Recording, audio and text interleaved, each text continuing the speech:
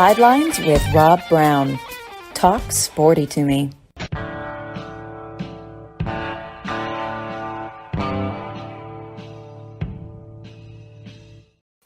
Hi, Rob Browne here with you on this Wednesday morning. Man, we've got thunderstorms moving in here in the Memphis parking area, and the clouds are rumbling. As they say it in the movie Kingpin, Ishmael Borg's father, when it would thunder up there in Amish country, oh, looks like the angels are bowling, son. I guess that's what it is. But hey, we got a great show in line for you today. Billy Roberts going to be starting off with us here in the batting in the leadoff position. Bravesologist, college sports junkie, pro sports. Going to cover a lot today. Jake Wimberly checks in the second segment from Jackson, Mississippi, ESPN 105.9. Great stuff that he does. The information, the research that he brings to bear about college football teams, why they fail, why they succeed, different positions, the importance of great quarterback play, offensive line play, skill positions, defense. What happens when you give up this many points and your defense increases by 30% in terms of improvement? What can happen? It's really cool to connect all those dots. We'll get into that with Jake Wimberly, talking some Mississippi State, Ole Miss, SEC college football. Hour number 2, Olin Buchanan checks in with us, and he's been busy the last few weeks, been at the beach, been at the SEC spring meetings, been all over the place. He covers Texas A&M and Texas and really college sports. Great writer. Awesome to have him on. And Jordan Hill will check in with us as well in the final segment. 24/7 Sports covers the Georgia Bulldogs. And we're going to be covering a lot today when we get going. And Billy, a really cool article. And let me say this real quick too. Follow us on Twitter at @sidelines_live. All right. At @sidelines_live. Getting a lot of followers. Didn't used to like Twitter. Now I love it. I'm starting to understand it. Instagram, LinkedIn, Facebook. We're putting information on sound bites from each of our guests up after every show. You can see them all over the place.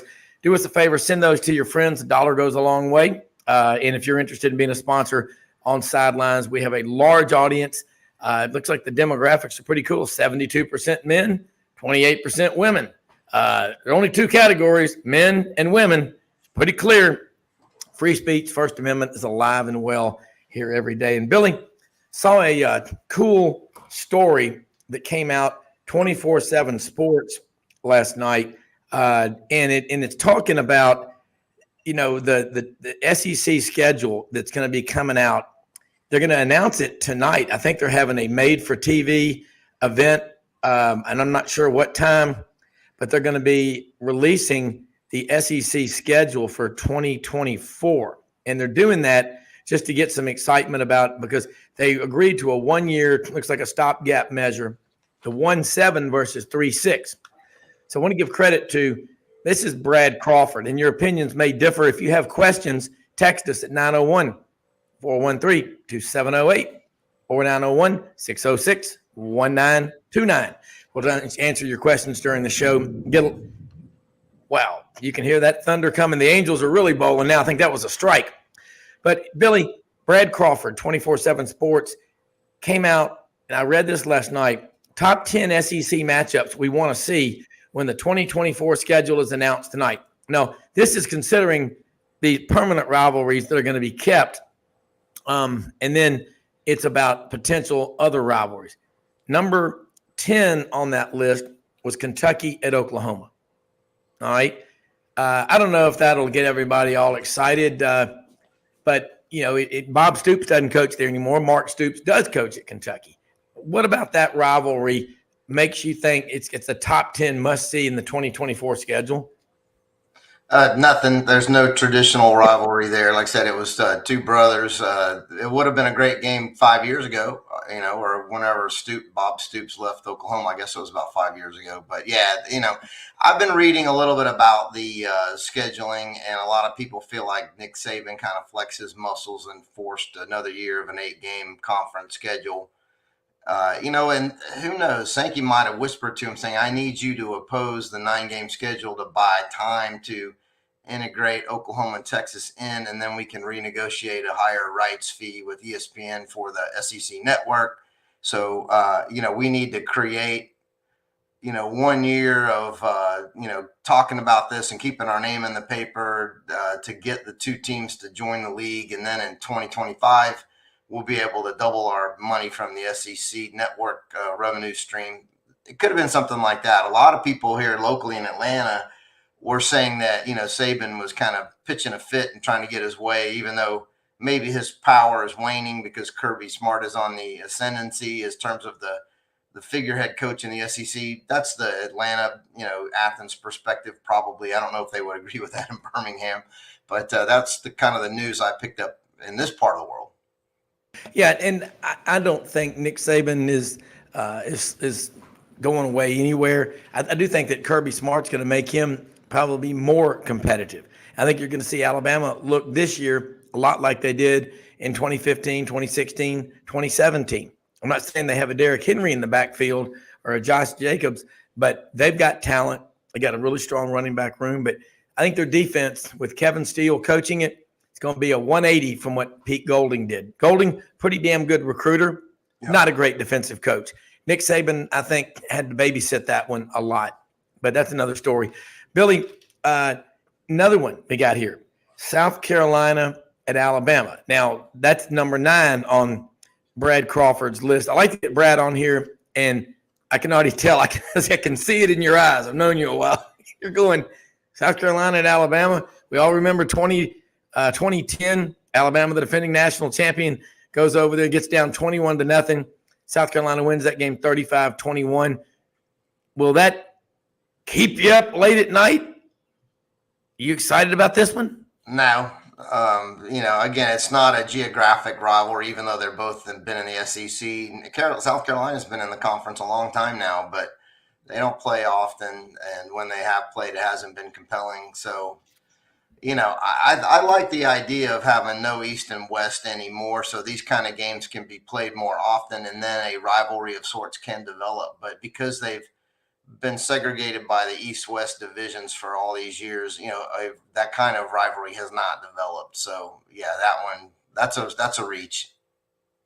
Number 8 on the list. Now I like this one, and I'm not trying to, virtue signal to you that you got to agree, but I do like this one because of what's going on. Tennessee at Ole Miss. They hadn't played in Oxford. I was there at the game. It was back in 2014. And Ole Miss just laid the wood to Tennessee, and Ole Miss won. I was up there with you. You and I had been over in Athens that day. I think it was October 16th of 2021. You and I had been over there and seen Lauren Smith and at the Georgia-Kentucky game, came back, and that was the game when the Tennessee fans, a few of them, got a little bit unruly there late in the game, and Lane Kiffin was hit by a golf ball. But what do you think about it? Well, this one is compelling, and it's Lane Kiffin. His presence makes it compelling. And, the two teams are going to be really good this year. So I think that's an outstanding game. Probably should be higher on the list. Yeah, it makes sense to have it up there higher, probably. I agree with you. That used to be a rivalry. And I remember, even you talk about throwing things on the field, 1983, I think it was November 13th or 14th of 1983. I was in Athens for the Auburn-Georgia game. Auburn won that game 13-7. And after the game, we were over at Sarah Lynn's house, remember, from LaGrange, and Kathy and I were watching the Tennessee-Ole Miss game. And I remember Tennessee lost that game in Knoxville. Tennessee's quarterback was Alan Cockrell from Joplin, Missouri. And I remember a fan threw a chair, one of those ones you sit in, threw it at him on the sidelines because he was mad. That was a Tennessee fan. I want to see Tennessee and Ole Miss play. Now here's one.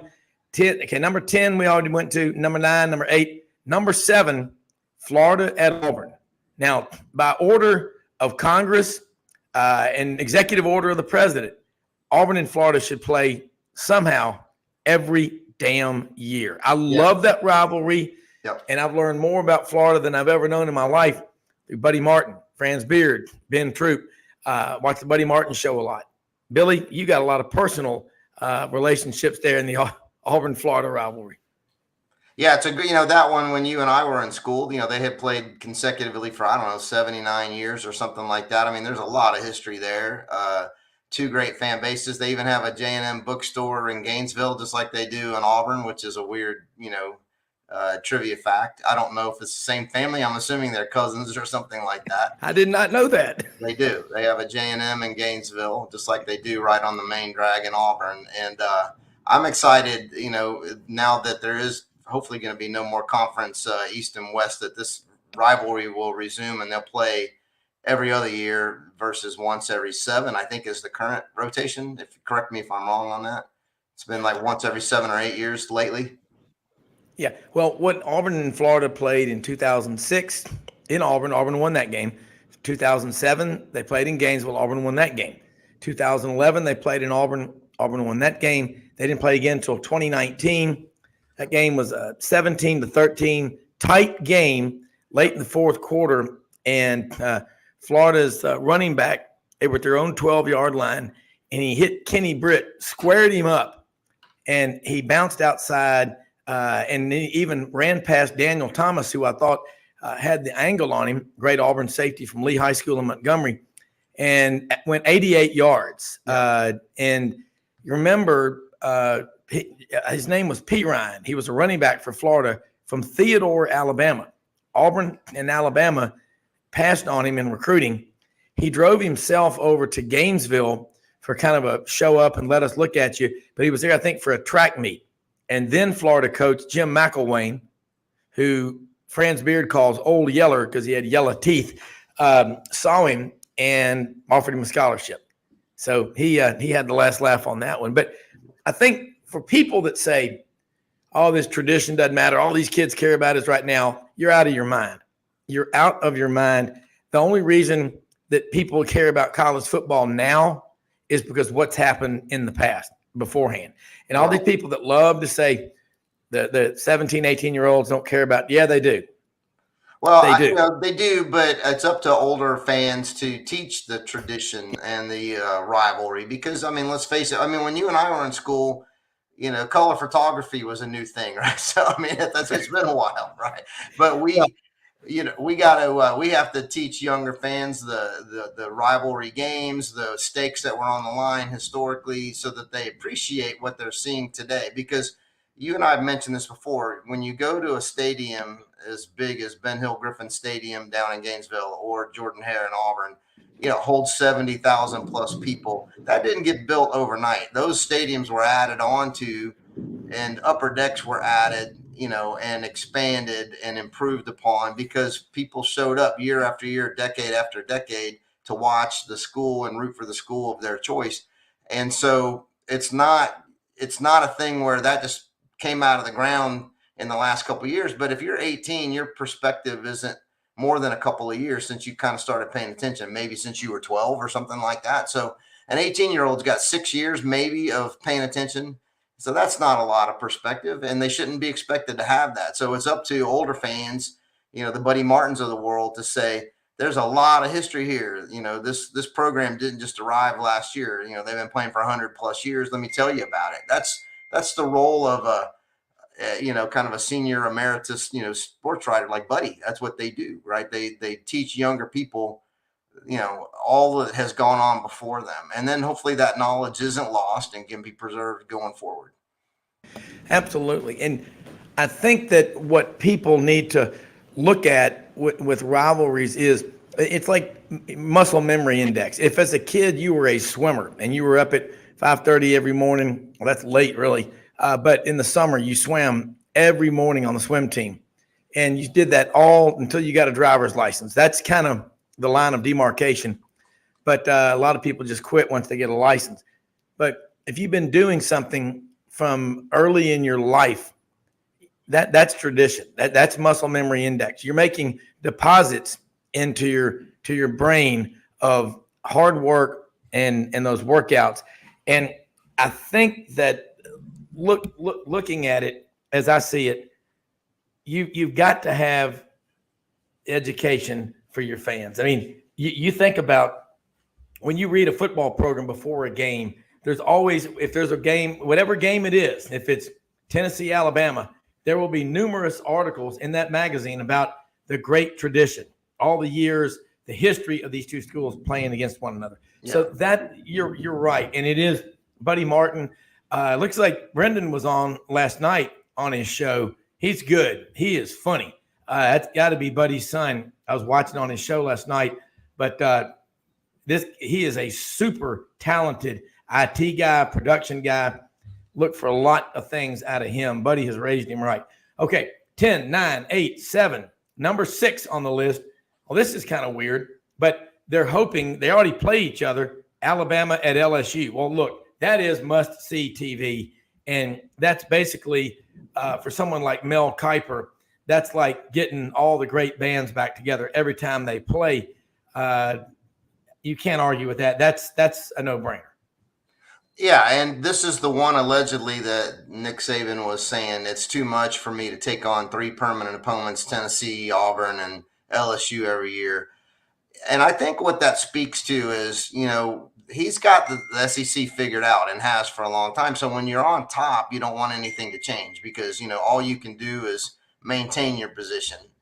But he would like things to stay exactly the way they are. But he's got these 3 permanent opponents now, so I don't know why he's choosing to die on this particular hill. There would be a revolt if they cycled out the Alabama LSU game, because it is every year must-see TV. LSU is one of the few teams, and I'm thinking on a very short list of 2 or 3 names that can go into Tuscaloosa every year with a reasonable chance of winning that game. Yeah, hold that thought. We're going to take a quick break. I want to get back into that because that is and that's exactly what I'm talking about right after this with Billy Roberts.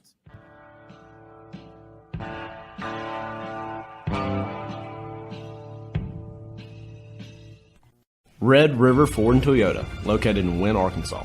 If you're in the market for a new or used car, truck, or SUV, call, go online, or drop by and see them.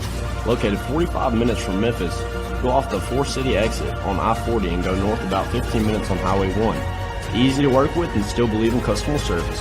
If you live out of town, they will deliver your vehicle to you. Just see what they can do. Strengthen your seed zone this spring with quality tillage equipment from House Industries. Located in Cherry Valley, Arkansas, House Industries specializes in manufacturing superior equipment that will minimize your downtime and keep you working in the field. To ensure the highest quality control, all design, fabrication, and testing takes place in a 99,000 square foot manufacturing facility located right here in the heart of the Delta.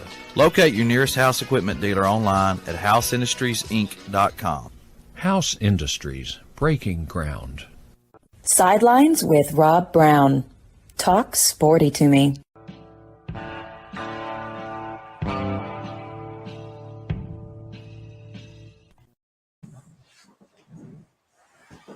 Rob Browne back here with you on this Wednesday morning. Got a lot of rain and thunder here in the Memphis area. And I don't know if that you got it over there in Atlanta, Billy, because it seems like I'm hearing a lot of rumbling. Yep. Yeah, it's going to rain any minute now. I've got to get on the airplane here. You're hearing some thunder. It's on both ends. Billy, you were on a roll. Alabama and LSU, and you're right. LSU has a chance anywhere they go with their roster to win, and to be able to say that in a place like Tuscaloosa puts you in contention for a national championship every year. Yeah. And so when you get a situation like that where, there's only 2 teams, maybe 3 every year that can come into Tuscaloosa and even give them a scare, you can't neglect that. You got to preserve that. And Kelly's a heck of a coach.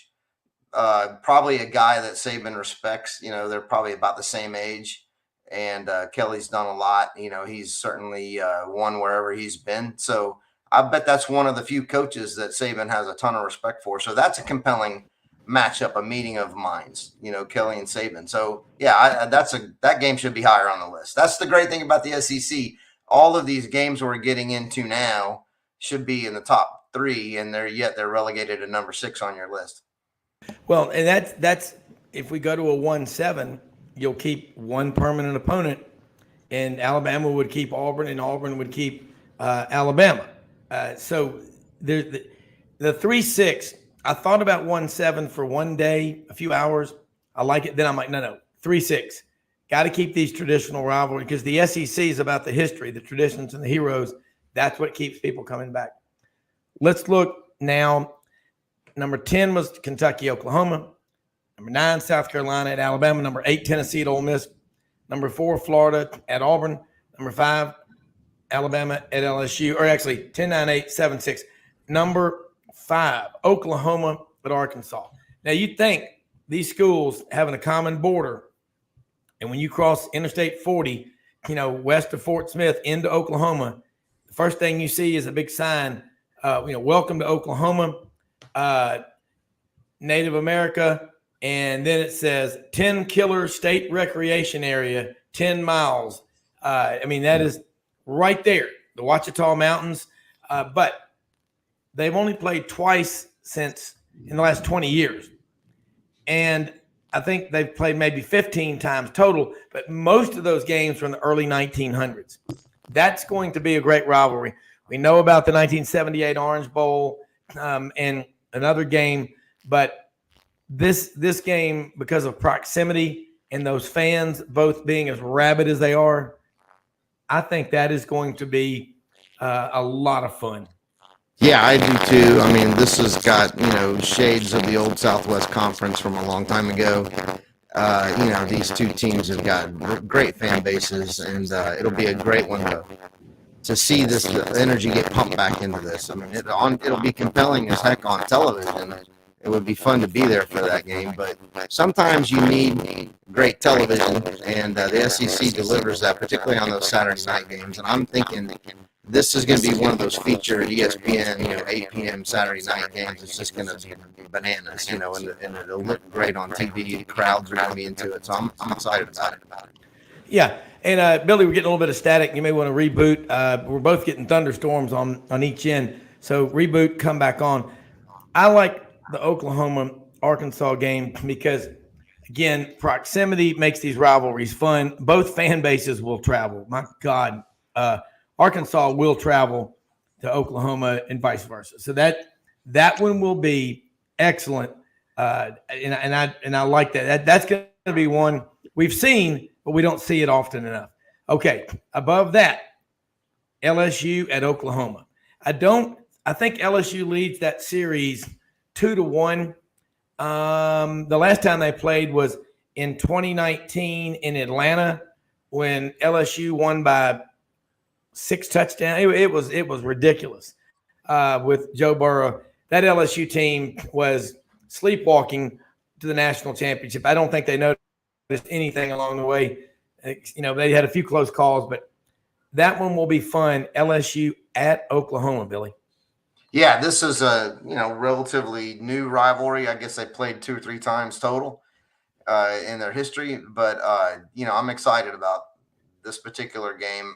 The thing that's interesting about Oklahoma is I had a friend that's an Alabama fan, and I think they played in the Sugar Bowl a couple of years ago. It's a little, maybe even more than a couple of years, and he said that it was like 2 fan bases looking in the mirror. They both have the same color scheme, and they both have won multiple national championships, and there's a lot of arrogance in the fan base because of that. And they're staring across the aisle from somebody wearing the other team's logo, and they couldn't handle it. So I think there was fights breaking out in the stands. So I think it's going to be similar with LSU and Oklahoma. Here's a couple of fan bases where they're justifiably proud of their program. There's been recent and multiple national championships to be proud of. This is going to be a heck of a game for sure.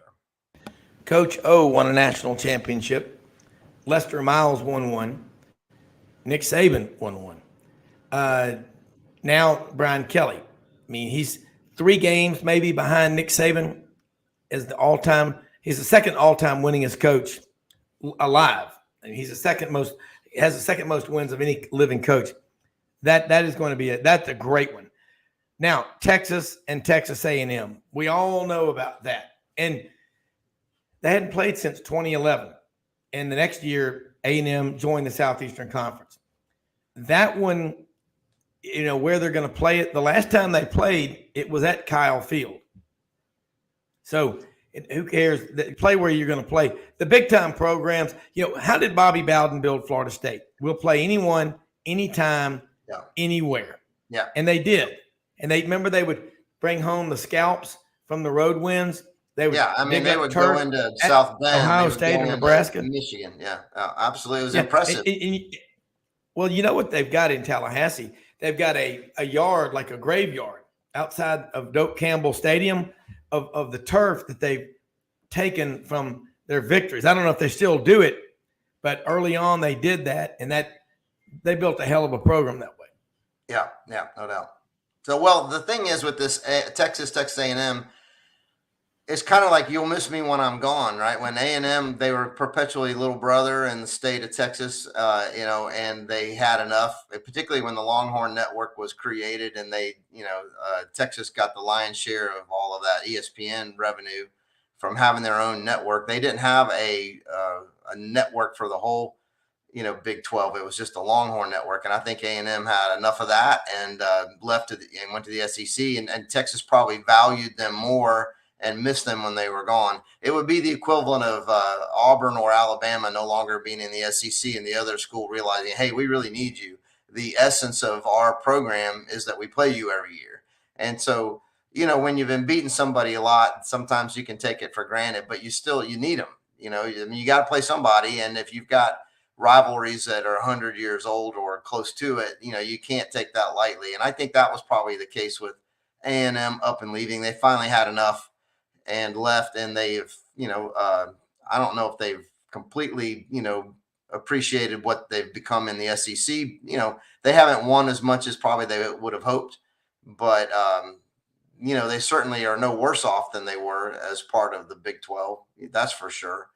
And their facilities are better, and, they don't need money. So it's not like, hey, we get this gusher of money that we otherwise wouldn't have gotten. It doesn't hurt, but they didn't need it anyway. But I think what they needed was to cleave off from the identity of being little brother in Texas and have their own reputation, which they now have because they've been in the SEC for a long time. And now this rivalry can renew and maybe a little more on equal footing. Is that fair to say? Well, I think right now, which program is on top? Dave Cody is texting me right now, my friend who was sports anchor for Channel 7 in Austin for 36 years. And he's texting me right now, and he's now, he's right. There are a lot of political issues that have to be resolved before A&M and Texas can play again. And I'm not going to argue with Dave. He's smart.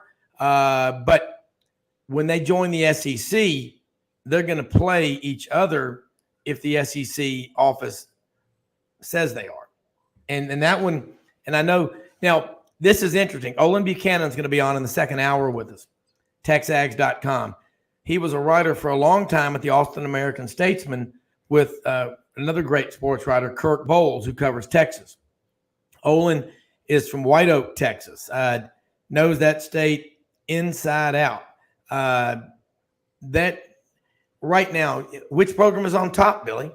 I mean, is it Texas in year 3 coming up for Steve Sarkisian?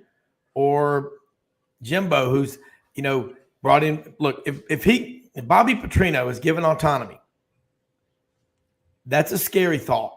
Yeah, it is. Absolutely. Say what you want about the guy. He's an elite offensive coach. And Jimbo Fisher is an elite recruiter. I mean, that's not in doubt, right? That guy can bring talent in. He always has wherever he's been. He's a heck of a recruiter. So now he's got an elite play caller, and he's got the cupboard stocked with a lot of talent. I mean, that could be scary.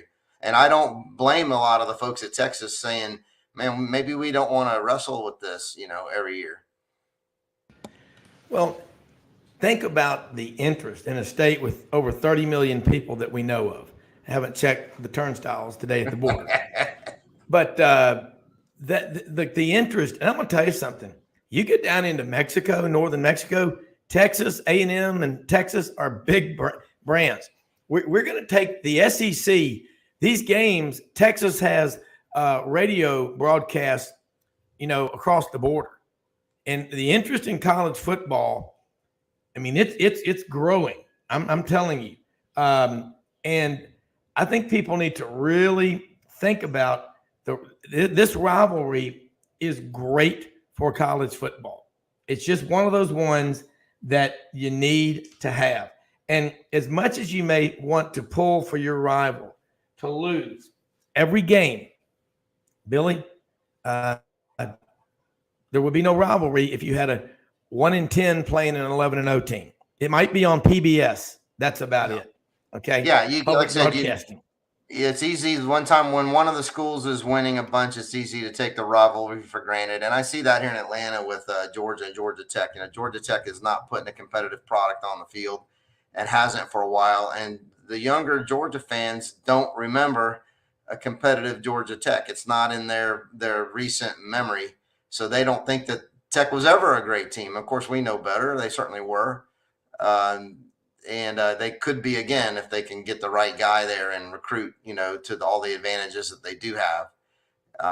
But younger fans don't remember that. So, that's what's necessary with the Texas A&M rivalry. It's been a while, 10 years or more since they've played. And, the younger fans that are 18, they're not going to remember the last time they played. Very few would. I mean, maybe some 8-year-old in 2012 remembers the game, but not many. So it's important for that game to be renewed so that younger people who are college age, entering college, will know this is a big deal, Yeah, I totally agree. All right, couple more, Billy. I know you've got to get up to the MARTA. You'll in the rain, sleet, snow, it doesn't matter, sunshine, you will hike with your backpack, your rucksack, jump on the plane, heading to Houston, San Francisco, wherever you got to fly to. But a couple more real quick.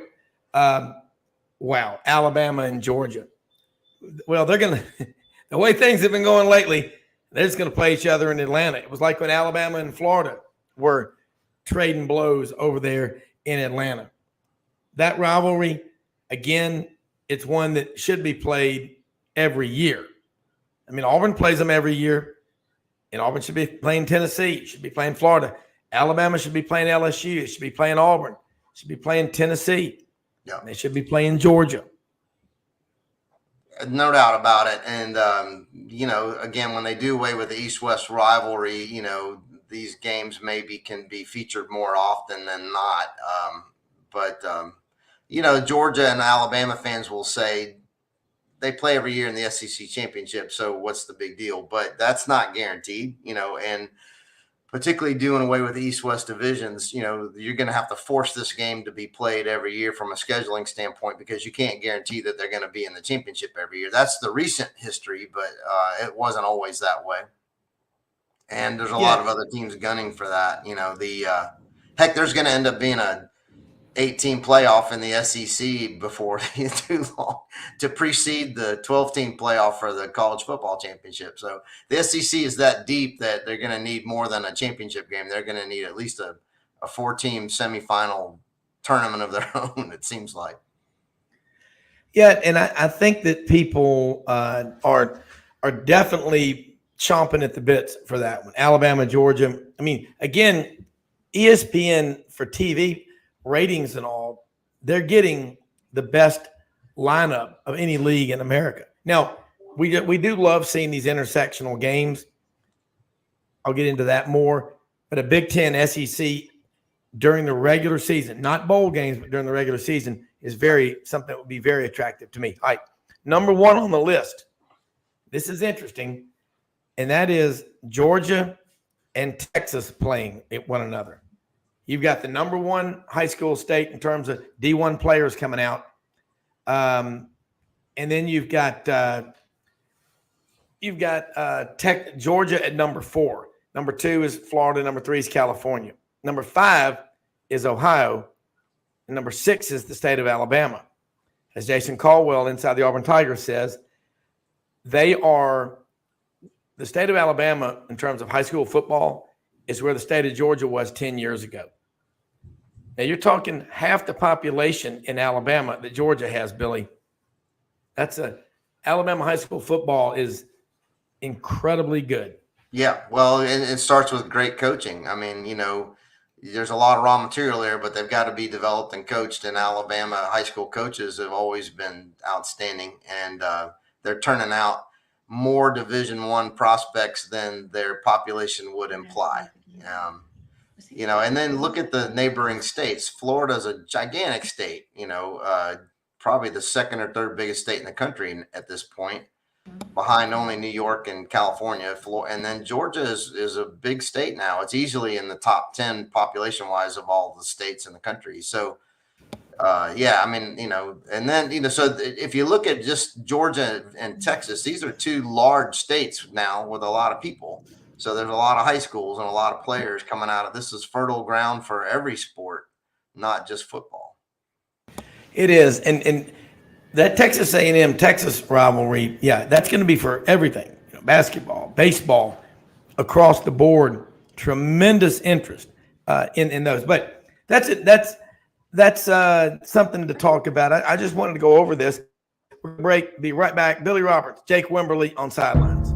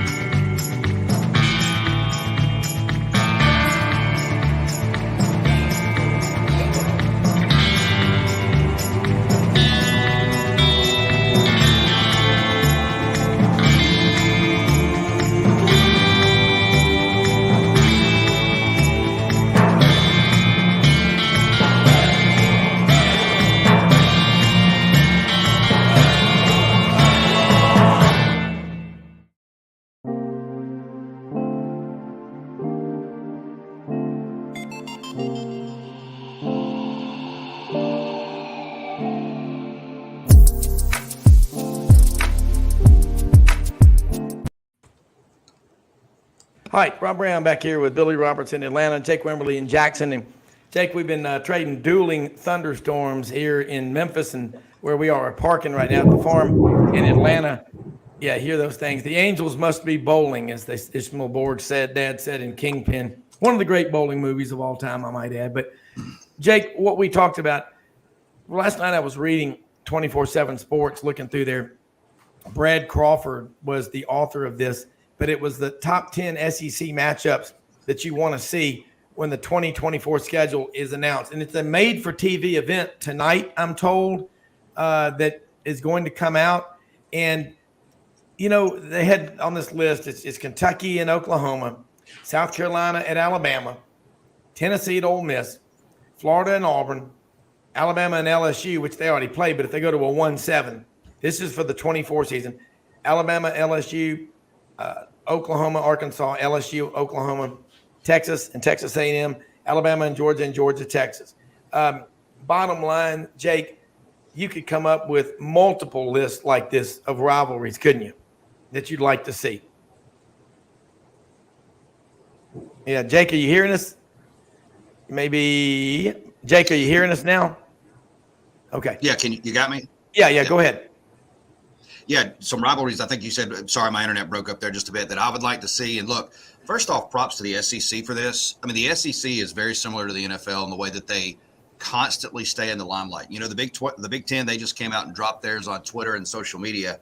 The SEC is going to do a, kind of a made for TV type deal. So Greg Sankey very much in the same mind as the National Football League. But when you look at some of the matchups, I think that I would like to see, first, I'm glad that, all the Southeastern Conference schools are going to be able to play more games against teams that you may never see, or you may see once every 5 years or every, 6 to 7 years. I think obviously Georgia, Alabama in the regular season is one that I'd like to see. I think I would like to see Georgia and Alabama against Texas and Oklahoma.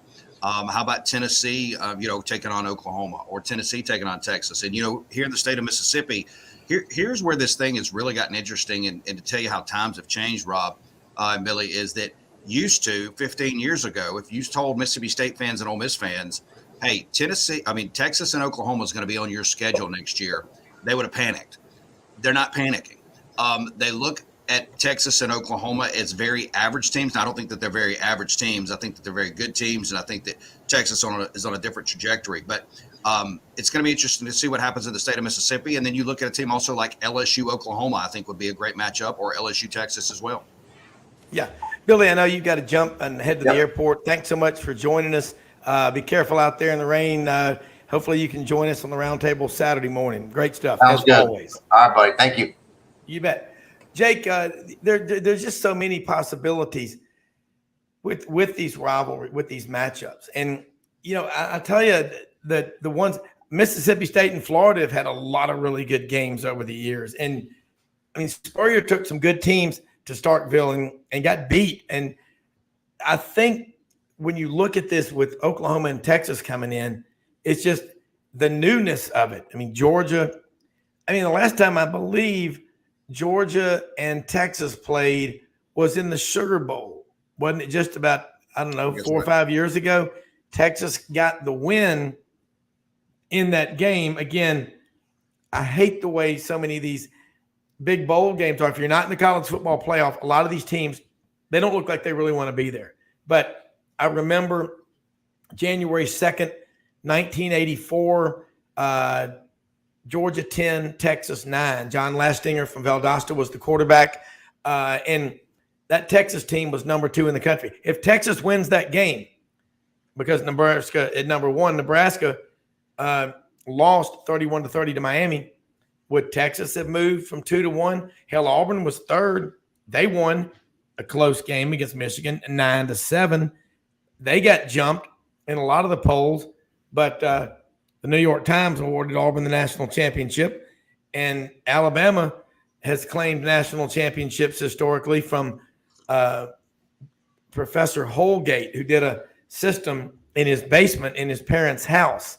So Auburn was the national champion in 1983. If you count them like that, damn it, you might as well. But Jake, there are so many good ones. And as an Auburn fan, I love that Mississippi State rivalry.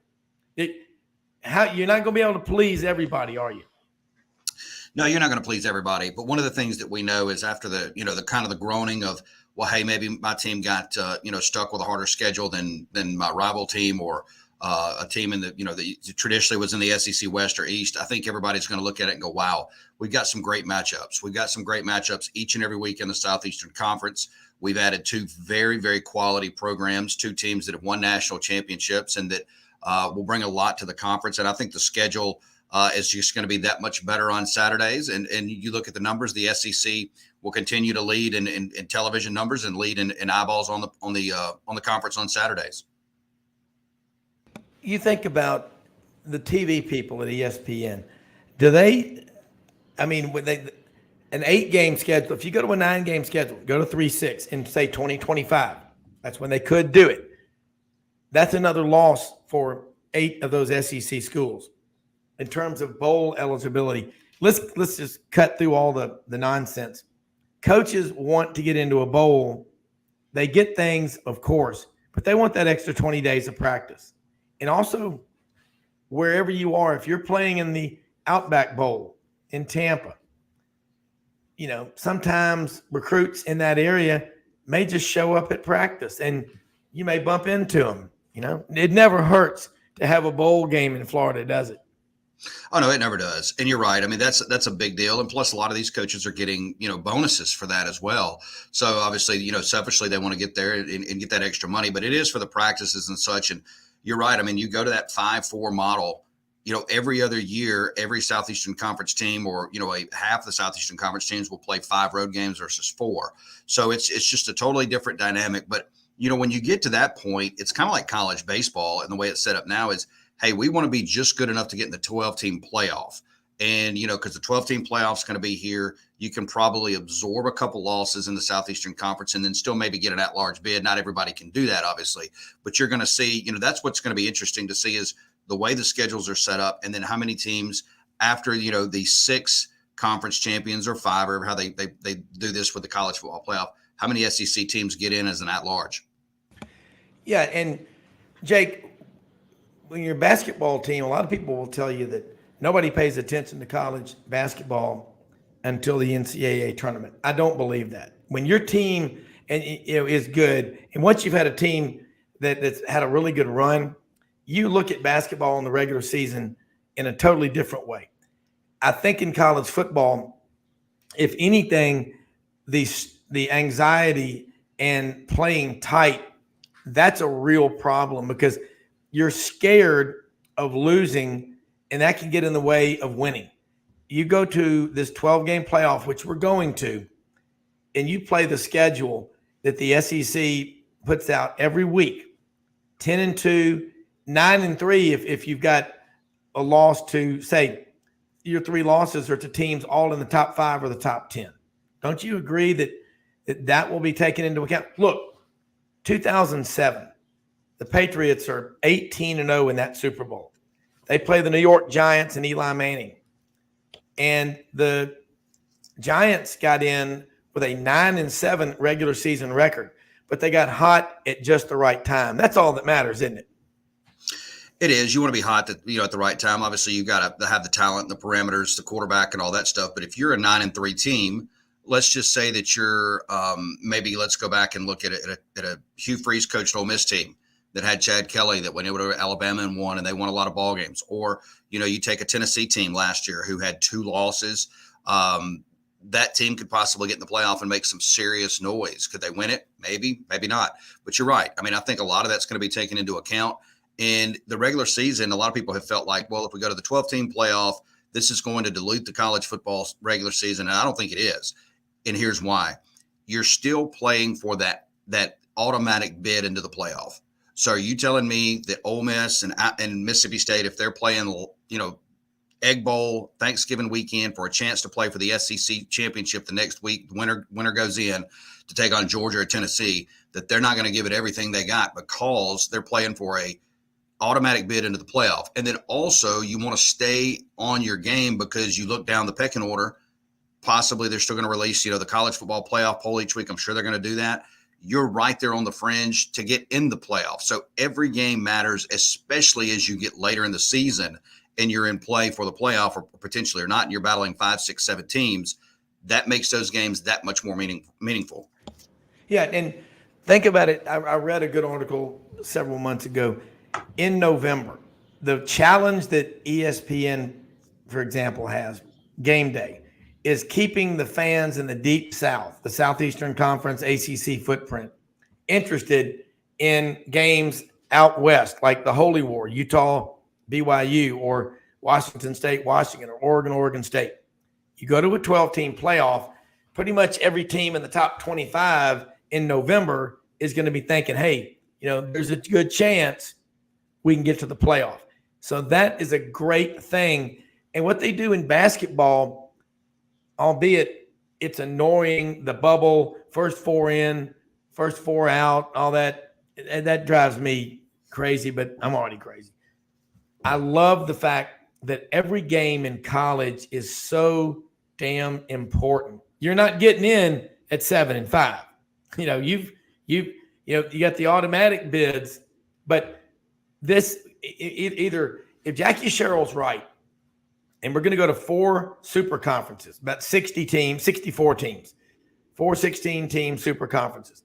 The NFL model, NFC East-West, AFC East-West. If we go to that, he said, and I agree with him, you're still going to want to have a national championship for those other schools. And don't think for a second it's not going to mean just as much to them. Look at South Dakota State. Look at these programs, how well they travel. Hell, they're not but 700,000 people in the state of South Dakota. And if they're not farmers or hunting guides, they work for the credit card processing centers in Sioux Falls or Rap City. But bottom line, football is big everywhere. And what we need to do, I'm not for socialism at all. You got to earn your keep, work or starve. But you've got to have it to where you want to make it, at least, to where college football fans feel like their team, no matter where they are, has a chance. Because what's the greatest thing you can give a fan base, Jake? It's hope and reasonable ticket prices. Yeah, I don't know that we're ever going to get to reasonable ticket prices, but the hope we can definitely get to, right? So, and I agree with you 100%. And I'm a 100% red-blooded American capitalist by design. I can promise you. But I will say this: the haves and the have-nots is where we're headed. and the writing is on the wall. When you've got the money coming in, that's why the ACC teams are panicking over this grants of rights agreement. That's why you're looking at the Pac-12. We talked about it yesterday on my show. You've got Colorado that is literally geared up, waiting to see what is going to happen with the Pac-12 media rights agreement.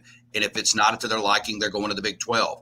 You've got the four corner schools that's talking about going. Everybody's got a plan because they want to be in the game and they want to know which game they're going to play. So like you said, and I agree with Jackie as well, and I've said this for a long time, you're headed to an NFL model. Look, you've already got Nick Saban and you've got Greg Sankey out here publicly saying, hey, look, we need an NFL model type for this NIL. You need a players union. You need basically a commissioner. You need somebody that's representing everybody here, so to speak, and a salary cap.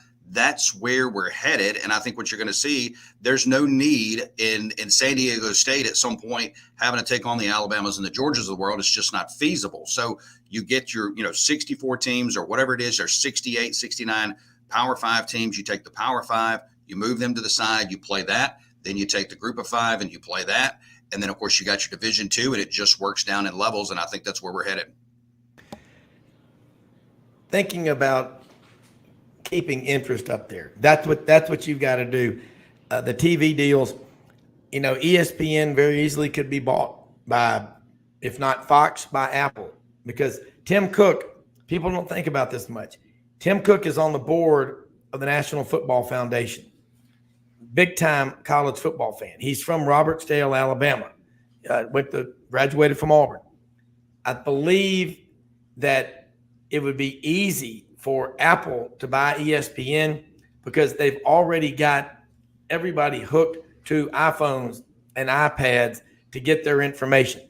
The three toughest sales jobs I could think of in today's world are radio salesman, camera salesman, and alarm clock salesman, because it's all on this thing. It's all on the iPhone. That started, I remember back Christmas of 2007. When was the last time you went and took we don't have them anymore. You can go to Walgreens, you can take select pictures, but I used to come in every Sunday afternoon during duck season, take 3 or 4 rolls of film of pictures from hunting. Now they're just all stored on my iPhone. I think I've got close to 9,000 pictures on my iPhone, but I believe it would be very smart. And we go to that model. You don't want to have schools thinking they have no chance. I don't want to see the Sun Belt Conference or Southland, Conference USA, American Athletic Conference. I don't want to see these conferences just disappear. College sports we've got to have them. We need baseball strong. We need NASCAR strong. It's like in hunting and fishing in America.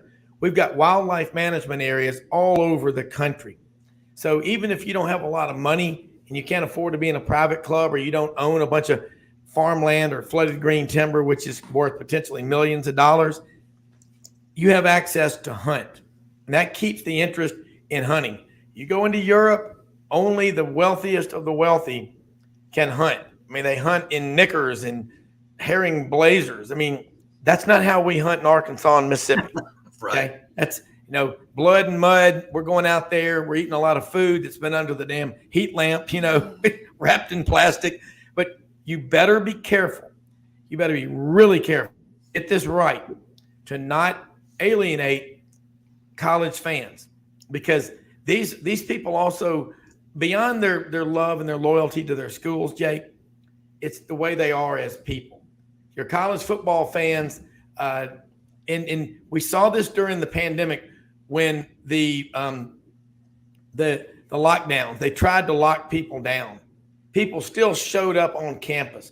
We have an innate desire to be around one another. And you know what? You can say it all you want, but I'm being true. Yeah. I don't hate any school. I don't when I go to mass, I've never heard the priest say, hate is a virtue. Practice that. I want to beat you. My wife is a volunteer for life. I still love her. I'm an Auburn grad. I remarried. My oldest daughter is an Alabama grad. Love her. Still a good person. My 3 kids are all Auburn. That's what makes this so much fun. Jake, you graduated from Mississippi State. We talked about this yesterday.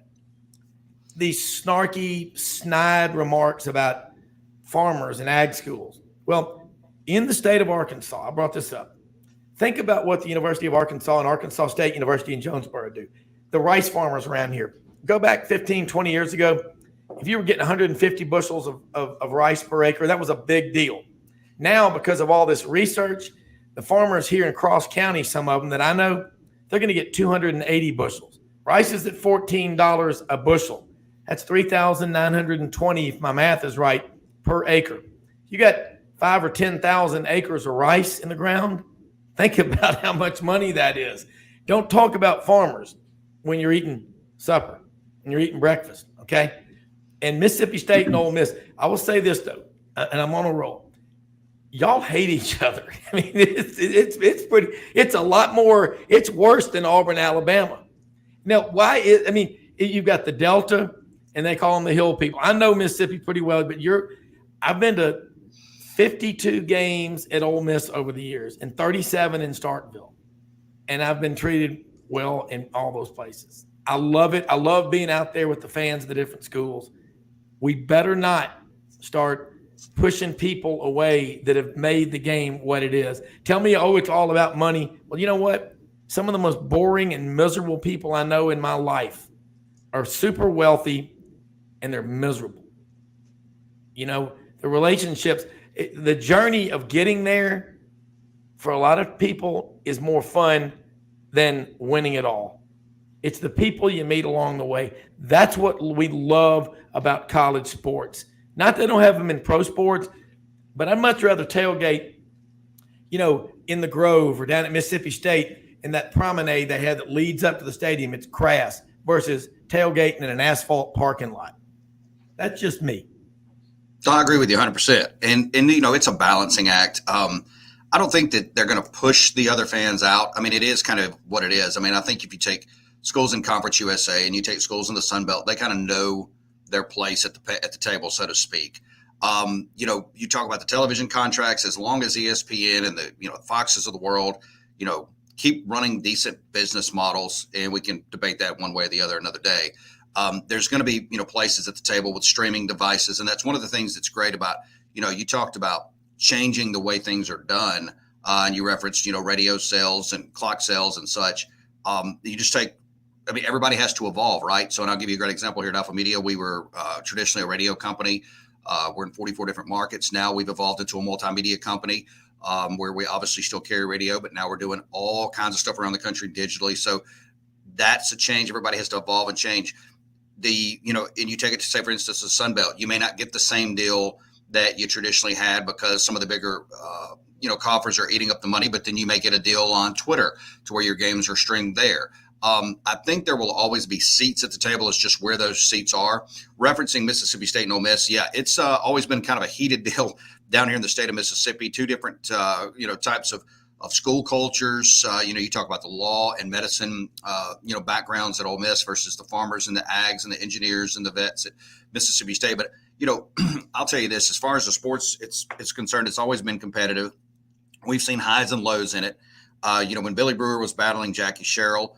And then, of course, Jackie Sherrill battling Tommy Tuberville. Those were peaks. Dan Mullen, Hugh Freeze were peaks. Didn't see a whole lot of Sylvester Croom and Ed Orgeron. Lane Kiffin and Mike Leach was pretty cordial. But, I'll tell you this, too. I think State and Ole Miss people, they get along, especially as you get older, you get along a lot more. I mean, you take me, I went to Mississippi State.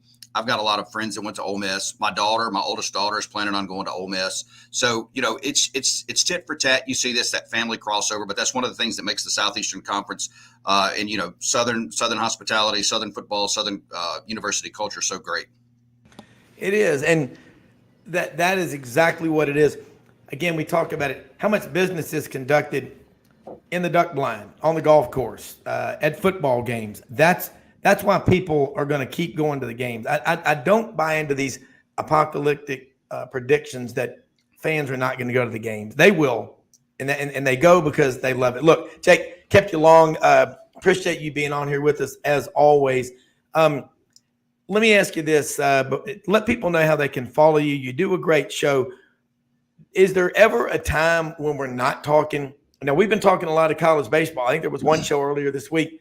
We maybe talked 2 minutes about college football. we hadn't even really talked about it. Scott Berry, great career at Southern Miss. And I like the way the Tennessee players showed their respect to him, and the fans at Southern Miss, they really don't care what's going on at Ole Miss or Mississippi State. They've got their own deal down there. Where does their money come from? And are they – I don't – again, they're in the Sun Belt Conference. I don't want – that Southern Miss brand, hell, they'll play anybody, any place, anytime.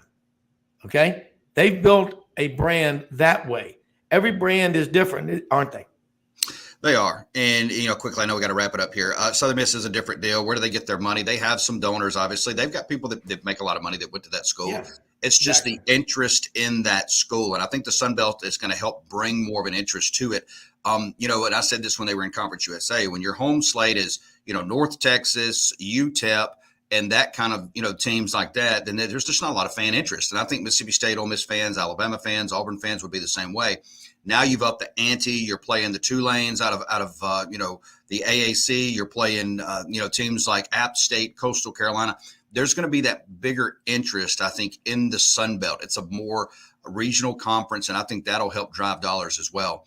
As far as where you can find me, always on Twitter at Jake Wim. Stream the show on the zone1059.com. We'll be on today 3 to 6, ready to go. Well, love it as always, and thanks so much for joining us. Got a lot going on. We got Media Days coming up July 17th. Summer is, can we say, just flying by? It's crazy. But anyway, always love having you on. Look forward to having you on next week. Absolutely, Rob. Talk to you soon. Thank you so much. All right, you bet. That is Jake Wimberly, ESPN 105.9 down in Jackson, Mississippi. And again, check him every day that you can. Talking college football, basketball, baseball. Really knows what's going on in the state of Mississippi. And hey, man, I'm going to head out now to College Station. Dun, dun, dun, dun, dun. And we're going to start having the fight song kind of piped in every time Olin Buchanan is on. But Olin's been up probably since 5:30 or 6 working. I know you do a show there. You do a show in College Station every morning, 8 to 9. Tell people again about following you on that show, because we need to put that app on, because, man, we've been talking a lot about this list of the top 10 rivalries people want to see in 2024, and you're not going to believe it. And Dave Cody was texting me just now. He said, Olin knows a lot more about the inner workings of that one. And I tried to bring Dave on, but he's got an Android, and so we're going to send him that thing that'll bring him on. But I'm going to get him back on here in the next few days. But I'm so fired up about Texas and Texas A&M playing. I love that rivalry. But, again, you may look at it differently. You lived in Austin. Would you work 12 years with Kirk Bowles at the Statesman? So Let's get your perspective on this.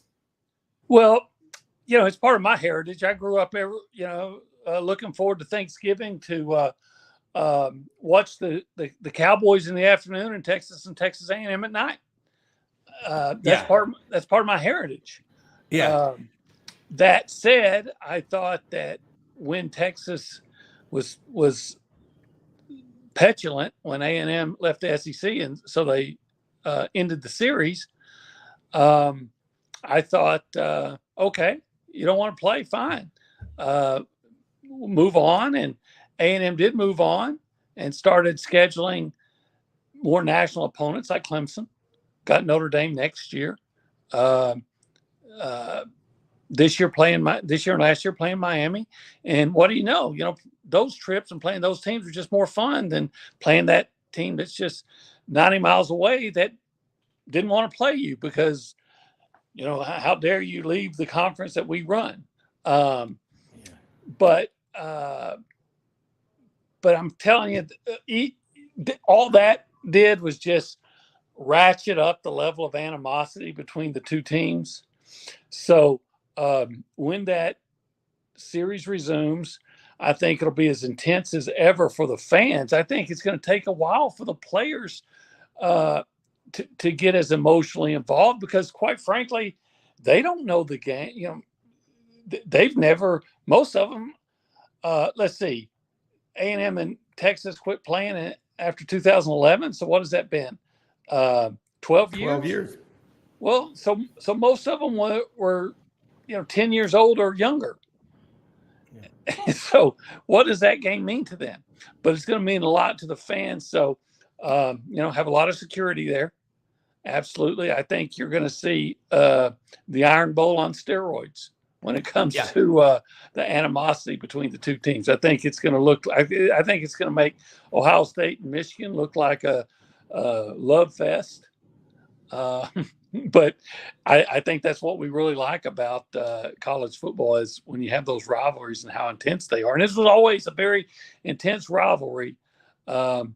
Texas always has looked down at Texas A&M. Feels like they're just a better, well-heeled group of people than those that would go over to A&M and do things like learn how to grow food so people can eat and things like that.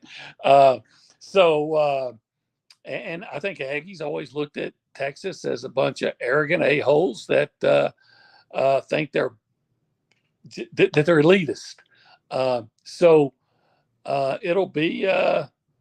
It'll be fun when that game resumes in College Station, presumably.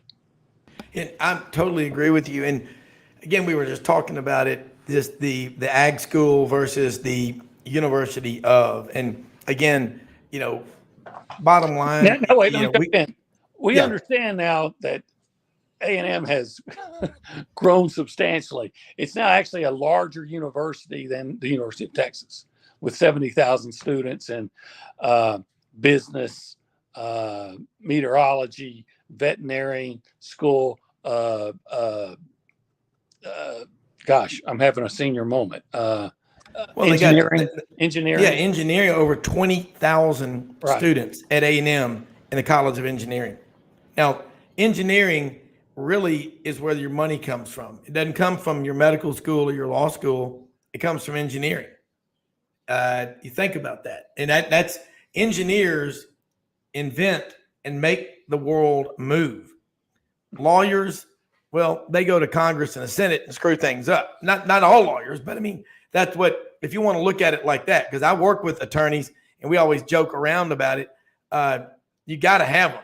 But look at Congress and the Senate. I mean, half those people are lawyers and they could screw up a 2-car funeral. They can't identify, tell you the definition of a woman these days. So why am I correct going to listen to those guys? Even though A&M does have a law school as well. Yeah, and in fact, Jackie Sherrill was on a few weeks ago, and I think he spoke to Aggie Law Review in not too long ago. So it's interesting, and I'm with you that we had Riley Gaines on the show Friday, June 2nd. Really, really just wonderful guest. And we talked about what's going on in sports, and the crickets, just absolute silence. That's what Tommy Tuberville said on the show, that where the women's rights people, the feminists, standing up for Title IX. And the decorum prohibits me listing what goes on, but Lee Thomas, Will Thomas was his name when he swam for Penn. Riley Gaines said something really it was just, I never knew this, but she said, and it's obvious, the top swimmers, the top runners, the top players in any sport, they know who each other are all over the country. And with social media and the internet, the interwebs, as Gore calls it, they all know each other. She goes, I was looking at the times before the NCAA, swim meet, the national championships. And I looked on there and I knew that number 1 or 2. I know her. I've swam against her. Who is Leah Thomas? And I'm looking for times. And Riley said she looked up times for Leah Thomas. And here you go. Ranked 462nd among the men when Leah Thomas swam at Penn. And suddenly comes in there in the women's. And she goes, well, behold, we tied in the race. And the NCAA people there said, well, we're going to give the medal to Leah. We only have one. You're just going to have to, we'll send you something later. She's worked her whole life since she was 4 years old, and she's 22 now. She said, I worked my entire life for this moment, and I'm told to be quiet. Just you're going to have to suck it up and deal with it. for the photo op for the NCAA. So put them on the list of feckless, spineless, gutless weasels out there. And I think, Olin, you're right. The latest edition. Yeah. Yeah. And they did nothing. So the bottom line is Riley Gaines is the national champion. And she's going to go to dental school. She's going to UT Dental School in Memphis. She's going to be a great dentist. She's going to be great in whatever she does. But the sports and the rivalries, we talked about this, Texas and Texas A&M. They have not been playing each other really in anything since 2011, unless it's somehow they meet in an NCAA playoff. Yeah, I think they played in baseball the last couple of years. They've played a midweek game. They've played one basketball game as a exhibition, as a charity event that they played in Houston after one of the hurricanes. And so all the proceeds would go to the hurricane relief fund. But other than that, no. They may have played soccer, but I think that was also a playoff game. I can't recall anything else. There may be something. They've run track against each other, and probably have swam against each other. Yeah, but I think that's it. Yeah. Well, look, I think, and we're going to take a break. We're going to come right back. But interesting bit of information about the hatred. Not kidding, Dave says, my UT alum next door neighbor in Austin would not drive Highway 290 to Houston because it came too close to College Station. He drove Highway 71 only. Tiger Woods has designed a golf course near A&M, and visitors can play for money. Aggie golfers have a university course but have access to Tiger's course. Wow. That's what makes this so much fun. You do not have this really in pro sports. You have it to some extent, but not for real. Olin, we'll be right back. Olin Buchanan, TexAgs.com with us.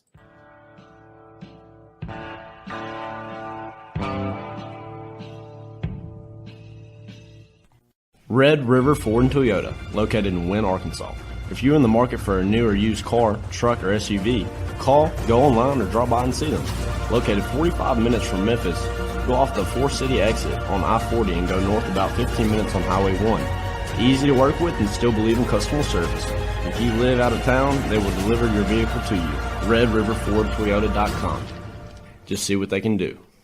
Strengthen your seed zone this spring with quality tillage equipment from House Industries. Located in Cherry Valley, Arkansas, House Industries specializes in manufacturing superior equipment that will minimize your downtime and keep you working in the field. To ensure the highest quality control, all design, fabrication, and testing takes place in a 99,000 square foot manufacturing facility located right here in the heart of the Delta. Locate your nearest House equipment dealer online at houseindustriesinc.com. House Industries, breaking ground. Sidelines with Rob Browne. Talk sporty to me.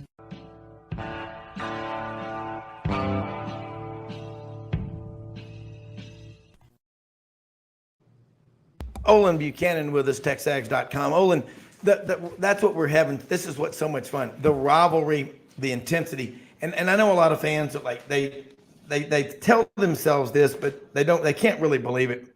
You can't be pulling for your rival to lose every game in every sport, because then TV, maybe public broadcast system, PBS will carry it at midnight. You don't want you want the two teams to be strong. I know that Auburn and Alabama, that rivalry, usually the two teams are really good when they play each other. If Auburn's not good, Alabama will pound them and name the score. It's not that way when Auburn plays Alabama. Alabama, they would go kicking and screaming. They're not gonna let you beat them 49-0. It just doesn't happen. I don't know what it is, but what makes college football so special is the pride factor in terms of, you feel just, it's painful when you lose. Texas and Texas A&M, that was a Thanksgiving tradition. Now the Egg Bowl has taken over on Thanksgiving. Can you imagine having back-to-back the Egg Bowl and Texas A&M. If you're the TV folks at ESPN, you've got to be doing backflips for the advertising you can sell for those games. Yeah, if they play it on Thanksgiving, there's been some talk that maybe they'd play it early in the season instead of late. I don't know if that's the fact. I know typically you don't want to play a game a week after playing Texas because it meant so much. Back in I think it was '74, A&M was ranked number 1 in the country, beat Texas, and they made a schedule change and played Arkansas the week after playing Texas, and it just wasn't the same team. They came out flat and got beaten. They ended up in the Liberty Bowl, losing to USC instead of playing for a championship. I'll say that I don't know if this is what you're actually saying, but if it was, I have to disagree with you. I think from the Texas and Texas A&M view, the perfect season would be going undefeated and win a national championship while your in-state rival goes winless. I don't think you'll. I think the greatest conundrum an Aggie could face would be, let's say they're tied with a team to go to the SEC championship if they have one, and that team you're tied with is playing Texas, and it would behoove you for Texas to win. I don't know. I know this sounds like a joke. I'm not sure how Aggies would respond to that. That I've never known an A&M fan, and I grew up a Texas fan actually, and then I grew up. But I've never known an A&M fan to root for Texas in anything against anybody. I'm sure it may have, but I don't know about it. Well, I mean, you're making great points, and that's what's so bizarre about all of this, and that is the hatred of and these rivalries: Florida, Georgia, Alabama, LSU, Auburn, Alabama, Texas, and Arkansas. I mean, they detest one another. Arkansas is a state of less than 3 million people. Texas over 30 million, and when Texas plays Arkansas, there's nothing close to that in terms of what that means to the people here. And then the A&M rivalry, that one is the most frustrating rival that Arkansas has. They lost a bunch. They won in 21, lost in 22. That was a tough one for them. But that when you're bringing in Oklahoma and Texas to this league, Olin, as a sports writer, it's Merry Christmas every day. Well, I think, it does make the league stronger. There's no doubt about it. And, when they eventually go to 9 games, that's better for the fans because, hey, you're paying these exorbitant amount of money for tickets. You typically, in most places, have to make a big donation just to buy those tickets. And so that means you get at least one more really good game or meaningful game. Maybe that means that 11th week FCS opponent is replaced by a game that matters, right? And so you get more for your money. So I think, I think that's good. Personally, I think they should go to 10 conference games. Think about how well that worked out in 2020, playing 10 conference games and how much fun that was. So, but it'll make it better, and there will be more rivalries, and that's always good for college football. But they could have done that with Florida State instead of Texas a long time ago, and they didn't. So look, they're in. I've always said, be careful when you're dealing with Texas. I've told you before, it's like marrying a stripper. It seems sexy and on the outside, on the surface, but once you start realizing you got to take on the drama and the baggage, then it can be counterproductive. I always say, you name me the conference Texas has been in that it didn't destroy. But the SEC is stronger than those other conferences. So, but it'll make it, it's going to be more interesting than it was. And it's already the best, the most challenging, most interesting conference in college football. So it's just going to make it that much more so. Yeah, it is, and that's a good point about Texas, because we know what Texas has done to the Big 12 with the Longhorn Network. We want the majority of the money, and they did that. So it's hard to argue with what you said. I mean, Texas, if they think they're going to come into the SEC and start telling all these other schools what to do, it ain't going to happen. And you're making a good point that we know you're Alabama right. runs the SEC. Yeah. Well, the SEC, Georgia right now probably is running it. But when you get in there, politically you're right about Alabama.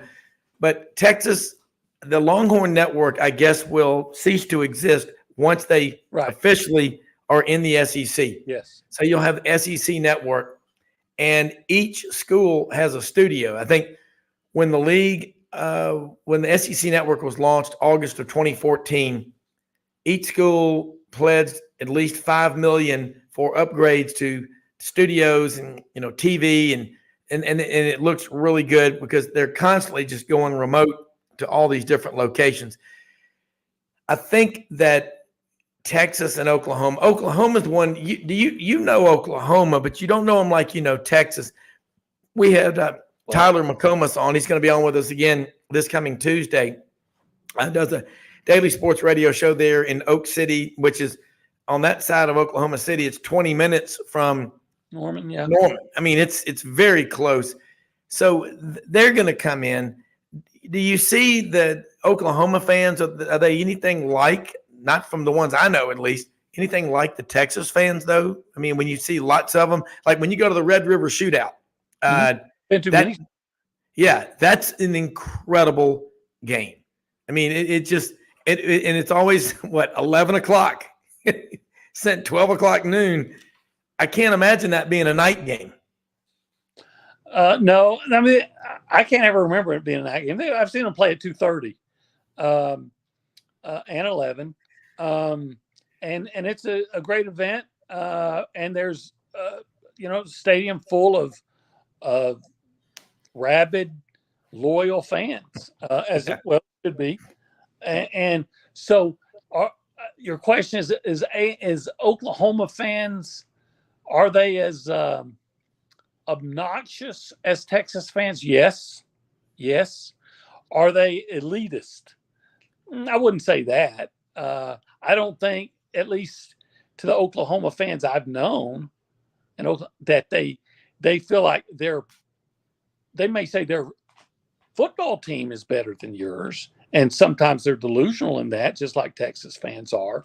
They always think that their team's about to win a national championship. I heard an ESPN guy last year touting, what's the kid the quarterback that transferred from the Florida University? Dylan Gabriel. Yeah, touting him as a Heisman Trophy contender after their second game against some no name. And you're like, what are you talking about, right? So there's this level of delusion there, just like at a lot of places. But I think your average OU fan isn't one of those that thinks I am inherently a better person than you are because I went to this school and you went to that one. I don't get that from them the way I get it from Texas. I will say that Oklahoma fans do have an issue when they lose a recruiting thing. They've never cheated, even though they have been caught cheating many times in their history. Their past is as checkered as a Tennessee end zone, but and they, but if they every recruiting battle they've ever lost, well, the other team's cheated, right? So, but I think that's pretty common among most fan bases. I think if you're around your average Texas fan, your average Oklahoma fan, you'd probably rather hang out with the average Oklahoma fan. Yeah. This is coming from Olin Buchanan, folks. White Oak, Texas. Grew up a Longhorn fan. Now covers A&M. Has one of the great offices in America. Now, you can give me the 100th floor and Trump Tower looking over Central Park if you want. But Olin opens his office door, and he's basically on the practice field there in College Station. Olin, you got You got everything. Cross George Bush Boulevard, but then once you cross the street, yeah, there it is. I tell you, Dave Cody I'm going to get him on here with you next time. Talking about Texas, it's really cool because this is exactly what makes college so special. The hatred. I'm not so sure A&M and Texas don't hate each other more than Auburn and Alabama. The Egg Bowl, Ole Miss and Mississippi State, Olin. I mean, they really don't want to have anything to do with each other. They'll walk on the other side of the street to avoid contact. A&M, Texas, and then 2/3 of the oil money by decree of the governor and the state legislature goes to Austin, 1/3 to A&M. That right there ought to get y'all madder than a bunch of wet hens. Well, yeah, because that's you're talking about the I think it's called the Permanent University Fund, the PUF Fund, and that made sense back 50 or 40 years ago when Texas had 50,000 students and A&M, had 6,000. But now that A&M has actually more students than Texas does, why is it not a 50-50 split? And I always, when Texas for the last 7-8 years were campaigning through the media trying to pressure A&M into rescheduling them because they needed A&M worse than A&M needed Texas because they had no marquee games to play at home because they always played Oklahoma in Dallas. My answer was always, hey, say, sure, we'll be glad to reschedule it. But in order to do that, let's split the PUF Fund 50-50. And then let's do that. And then we'll go ahead and resume the series. Well, I don't know if anyone ever brought that suggestion to the people in charge at Texas, but I think if that suggestion had been brought to them, they would have decided that maybe that playing that game wasn't so important after all. See, there you go. You're talking about a lot of money. I got the latest endowment figures. Texas, a little over $42 billion.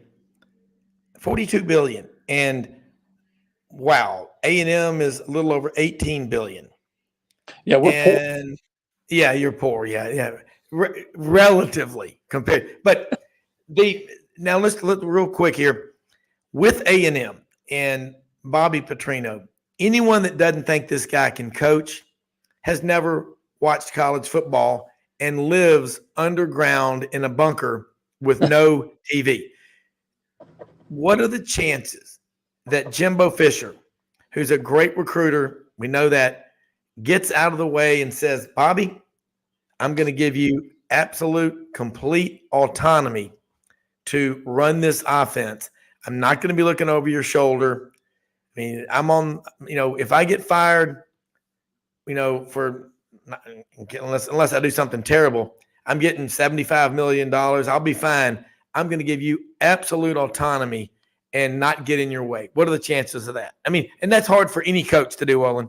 Well, absolute. Does that mean that I can't get on that headset and say, hey, I want to run the ball right here?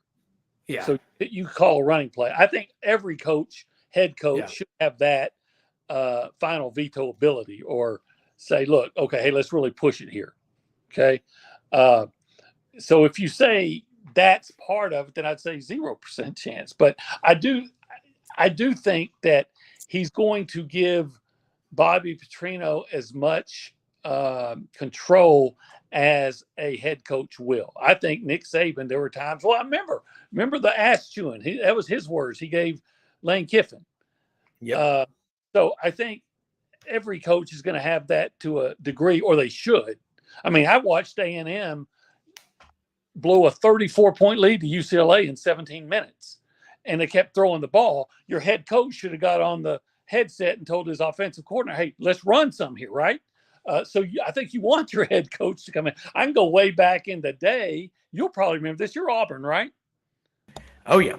So I remember going way back in the day because I lost a bet on this game, like in 94, 95. They're playing LSU, and LSU has like a 21-point lead in the fourth quarter, and they keep throwing. And I think Auburn ended up getting like 3 pick sixes and won the game. Yeah. So maybe the head coach should have got in there and said, hey, let's stop this throwing stuff and let's start running the ball and using the clock, right? So Yeah. you want that coach to have, some input, but the reason how come I think he's going to give as much control as a coach will typically give is because, I've said this before, because frankly, Bobby Petrino is his contemporary.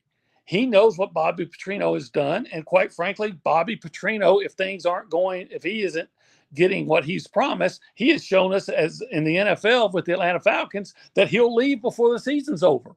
And then that would make Jimbo even look worse. Plus, the fact of the matter is, last year at, what was he, Southeast Missouri State or Missouri State? I don't know. Missouri State. Yeah. Yeah. His offense produced more points against Arkansas than Texas A&M did. Yeah. So if you don't need that as a reason to think, hey, this guy needs to be calling the plays and running the offense, I don't know what to tell you. I think Jimbo understands that the offense was the problem last year. I think he's looking for a solution. I think he's hold those thoughts. We're going to come back and I'll let you tag out because Jordan Hill's going to come on. Olin Buchanan with us right after this.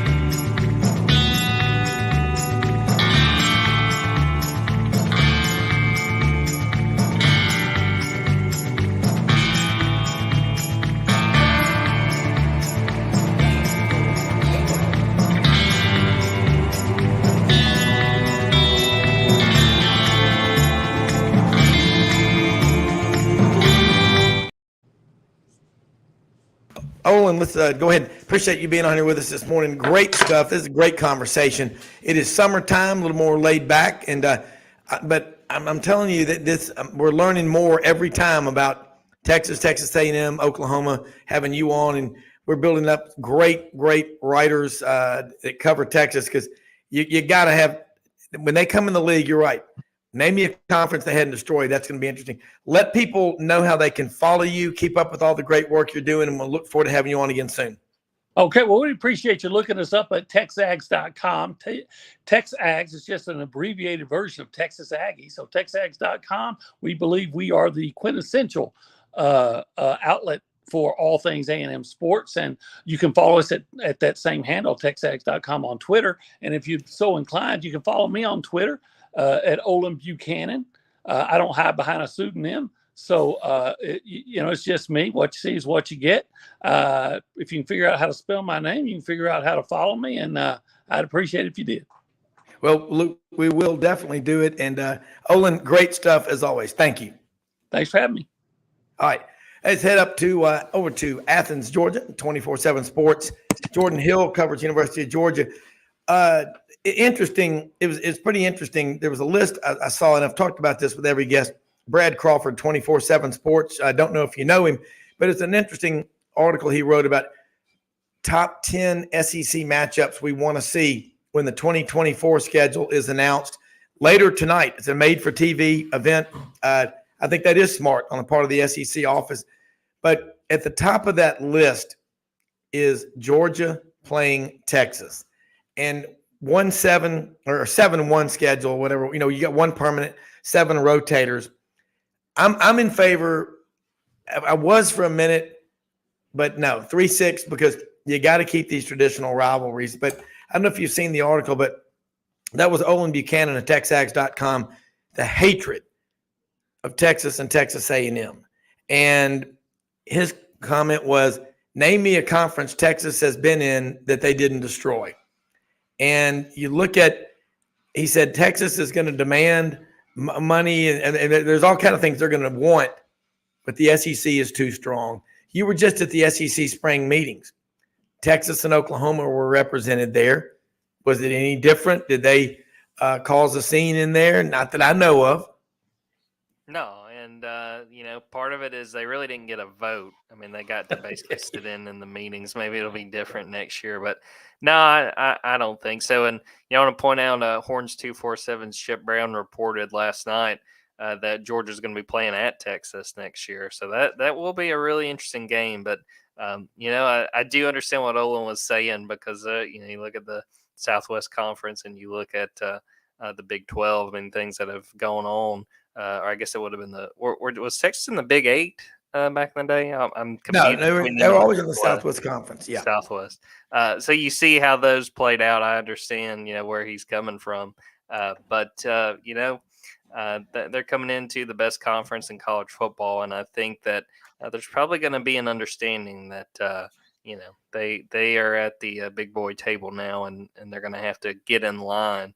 I don't foresee there being any kind of issues as far as they trying to run the conference like they did in the Big 12, because I think there is a whole lot of truth to that. Yeah. And it looking now at Georgia, the rivalries, there's so many good ones. And you're talking, they're traditional with Georgia, Florida, Georgia, Auburn, and Georgia Tech. That they'll keep that. That's a non-conference game. You wonder if Georgia Tech, honestly, how much they care about football. And that rivalry, clean old-fashioned hate, that's the great book that was written about it.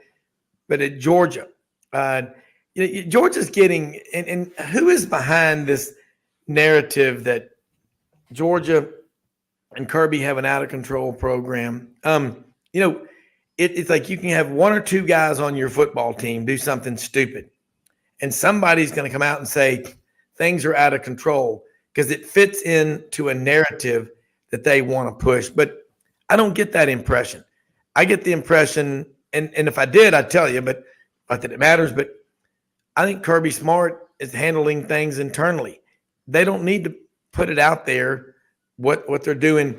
Punishments can be a lot of things, but do you get that impression when you're around over there on campus? I don't. I don't. I mean, I do understand, especially after you have an incident like what happened in January 15th when Chandler LaCroix and Devin Willock were killed, that there was going to be scrutiny after that. And there have been several players who have gotten speeding tickets, who have had vehicle-related incidents. And I think a big piece of why there's been stories written about it is because, like you said, Rob, Georgia handles those things internally. They're not going to come out and say, this is the punishment. And maybe that's to Kirby Smart's detriment that hasn't, he hasn't been more forthcoming with that. I think the biggest thing that people have a problem with is that we all understand this happens across the country. I mean, that these are problems. That's not to excuse them. I think it's really serious. I mean, when you have a situation like Marcus Rosemy-Jack Saint going like 90 and a 45, you could kill somebody driving like that. So I understand why there's been a lot of scrutiny. I don't see it as this is a program that's out of control, that Kirby Smart has, no handling on the situation. But, when you have a situation where two young people die in a situation that should have been avoided, and that's not to blame anyone outside of who was in that car, but I understand why people have been looking into the situation to see what is going on, see if there is a problem, if there's a pattern of concern. I don't believe this is a program that's out of control, but there is a fair reason, I think, to scrutinize what's been going on. And you do hope, my biggest thing with all that reporting is that just the people in the program take what has happened over the last 6 months seriously, because it is very dangerous, and it can be a situation where none of us want to be in a situation where we see other young lives lost or lives lost because of mistakes by young people who make poor decisions. Yeah, and it is sad what happened, and it's not dismissing it at all. I can tell you, get in Memphis. You get in Memphis on the interstate around the city, people driving Dodge Chargers 150 miles an hour right by police cars, and they don't even stop them. And it is a problem everywhere. But I just received some information. You talked about tragic, and this just came from a friend of mine, Memphis University School, football standout and Arkansas commit Deion Stutz died Tuesday in an apparent ATV accident. the commercial appeal confirmed with Memphis University School officials on Wednesday. That's terrible news. And I just got that from a friend of mine that knows the kid. And I know a lot of the coaches at MUS, and man, my prayers are with them. That is awful. And I can remember, you talk about January 15th was the same day that what happened over at Alabama with, Darius Miles is sitting in jail now with his friend. Who knows what's going to happen there? But you're right. You handle the things internally, but I'm telling you, I would crack the whip. I would absolutely come down on them like hell. Players that did that. But again, I've just seen programs get accused of things, and there's a narrative out there, and anything that feeds that narrative, Jordan, it's like a wildfire. Let's talk some football now. Georgia, Texas, that rivalry. They hadn't played, it was 5 years ago in the Sugar Bowl, and I'm not sure how much Georgia wanted to be there, but that will be a great one in terms of the number 1 and the number 4 states in America. Just over almost 700 kids a year out of those 2 states signed Division I scholarships. And Georgia is a national program. They recruit Texas. That ain't going to hurt either. No doubt about it. And there's a lot of interesting storylines you'll get with that game. Obviously, we don't know what point in the year that game will be played. The SEC is only announcing the matchups. We'll find out the dates later on. But you've got Texas coming into the conference. You got, more than likely you would think Arch Manning would be the quarterback, and Georgia, from all accounts, probably finished second for him behind Texas in his recruitment. Georgia and Kirby Smart was on him very, very hard. I think it's going to be a very interesting game. And I think going into that season, there's going to be a lot of pressure on Steve Sarkisian. We'll see how this year plays out, and that would obviously alleviate some of the pressure. But he's expected to do big things at Texas, and I guess you'd say he's done fine so far. But there's been plenty, a lot to be desired so far. They gave TCU a run for their money last year and wound up losing that game. I think it's going to be a very exciting game. You mentioned that Sugar Bowl, the Sam Ehlinger, we're back. That's sort of what that game is remembered for, and didn't necessarily play out that way. But I'm interested in it. I think it's going to be exciting. And just as someone covering the game, I'm excited to get out to Austin. I've never been there before, and I think that'll be a very fun game. And one of, I kind of hope that's earlier in the year, just because that'll be a fun little introduction for Texas into SEC life. Yeah, it will. And again, Texas and OU were at the meetings as observers this year. They didn't have a vote. I'm seeing a lot of, and here's another narrative, Georgia's schedule this year. Again, I'm looking at my calendar. It's June 14th, Jordan. Long way to go before the season gets here. And you and I both know, you've covered a lot of football like I have. Everything's different once the season starts up. A team that you thought wasn't supposed to be very good suddenly is good. It could be Florida. It could be Auburn. They've got a complete makeover, and and you got a new coach. So I don't like it, and nothing I could do about it except point this out. Who gives a damn who you're playing? It's about Georgia getting better, whether they're playing Bama, Florida, or UT Chattanooga. That's really all that matters, because 92,000 plus people will be there at Sanford Stadium to watch Georgia play. They're not there to watch that other damn team. I think the biggest thing, though, is just making, when you look at the schedule, fans getting more bang for their buck. I'm writing about this today, just talking about sort of the projection for what this next schedule will be. And Georgia's home games this year are not good. Now, part of that is because of Oklahoma joining the conference. Actually, that game was going to be in Norman. These home games are pretty rough. It's like UT Martin, Ball State, UAB. You do get South Carolina. You get Missouri and Ole Miss. If you're trying to sell a ticket package at what prices that they're charging, yeah, man, I would get it. I'd be frustrated, but I agree with that. I'll be really fascinated to see how the schedule plays out for Georgia. Yeah, but and I see what you're saying, but it just goes back to what I've heard coaches in the past say, that the great programs the people are there to see you play. And I get it though. If you're a fan buying season tickets, you want to see a good schedule, but do you want to win the games? You want to lose the games? And there are plenty of these games now because of the transfer portal, especially. You might be playing La Monroe. You could be playing South Florida, thinking, oh, it's going to be an easy game. And you forgot there's 15 guys on that team that were SEC signees at different schools when they came out of high school that transferred there. And I heard and I read an interesting quote from a kid that committed yesterday. And he talked about, I'm ready. I'm ready to play as a freshman. I don't want to be like the portal, which is where you go if you're not ready. I'm ready. And that narrative, I think, is it's coming out more and more where kids are going, the portal's where you go if you're not ready. But again, I don't like the portal, but it can help you. But again, Georgia, they've got to have the fewest number of portal kids on any roster in the Southeastern Conference. And they're having the greatest success the last few years of anybody, not just in this league, but in the country. Well, part of that is how they've recruited. I don't know if you can entirely say, well, the fact they don't use the portal is why they're so good. Maybe it's a piece of it. Maybe it's because they've recruited top three, every single year pretty much since Kirby. I think Kirby's first class finished like 8th. And now you look at that and you're like, man, what a really rough year for Georgia. They finished 8th in recruiting. But terrible. Yeah, man. Whew, wow, real rough stuff.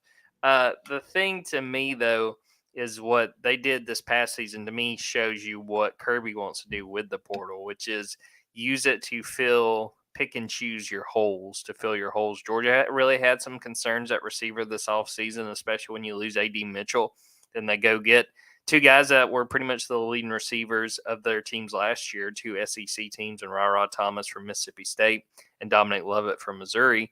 And then on defense, it was sort of more of a luxury, but Smoke Bowie is a guy that they went after hard from Bainbridge, which is where Kirby's from. And they missed on him coming out of high school. He signed with Texas A&M. Then they he goes in the portal and they go get him. And he may not play right away. I don't think he'll play quite as big a role as those 2 receivers will. But obviously, he was a guy they were really excited about coming out of high school. And they said, well, let's go get him this time. And then, he'll have some time to kind of grow. Georgia's pretty deep as far as their secondary going into this year. So he may not be a guy who immediately plugs and plays a big role right away. But obviously, they were excited about him, so they went and got him. Well, you think about that. Number 8 in the country in recruiting. Georgia now is 1, 2, or 3 every year, right there with Alabama. And I look now, the announcement tonight of the schedules, the 1-7 deal for 2024. What are you looking for? Any surprises, or what will disappoint you covering Georgia if you see it tonight on this made-for-TV event, which I think again is a brilliant idea on the part of the SEC? Well, I just want to see how much balance they get, because that was something that was talked about, was competitive balance. And we've had a few reports so far. Today I mentioned Chip Browne reporting Georgia at Texas. Bama Online on 3 site is saying Georgia at Alabama. That kind of surprises me. I had Alabama. I'm about to, actually, when we get off this call, Rob, I'm going to post my projected schedule. And I had Alabama coming to Georgia because it's been several years since Alabama's played in Sanford Stadium. But Bama Online's reporting it's going to be in Tuscaloosa. I think that's my biggest thing, is just seeing how they balance it, and 2, how much East versus West, because we're, no more divisions. I think they're going to really make a conscious effort for the teams that were in the East to play, a few more teams in the West than they would have, and vice versa. So that's the biggest thing to me, is just seeing what competitive balance actually looks like, and then seeing a team like Georgia from the East, how many West teams do they pull going into the first year without divisions? Yeah, and the no division thing, we already started doing it in basketball, and we really, if you think about it, in baseball, 12 of the top 14, the top 12 teams go to Hoover. It's not by division. And so I'm with you. I think when the divisions have created us versus them. I mean, for a while, the East was on top of the world. Then it was the West. Right now, it's the East. Top to bottom, you would probably say the West is better, but Georgia is on not top of just the SEC, but on top of college football as a whole. So, a couple of minutes here before we go, looking at the football magazines that are coming out, how do you argue against making Georgia your number one preseason pick? I'm looking at the roster, I'm looking at the talent, and I'm looking at the most important thing, that's player development. That's critical because if you have talented players there who aren't playing and they stick around, they can be a cancer in the locker room and destroy team chemistry. You get guys that are being developed and they're saying, well, look, I want to be the next this guy or that guy because he waited his turn, and when he was given the opportunity, he showed up. 25 players drafted in the last 2 years. You've got that one down right. To me, the only argument I think you could make against making Georgia number one is if you have concerns about quarterback. But what I would say to that is that some of the other teams that I think you would make the argument if you said not Georgia, Alabama's got the same situation. Ohio State's got the same situation.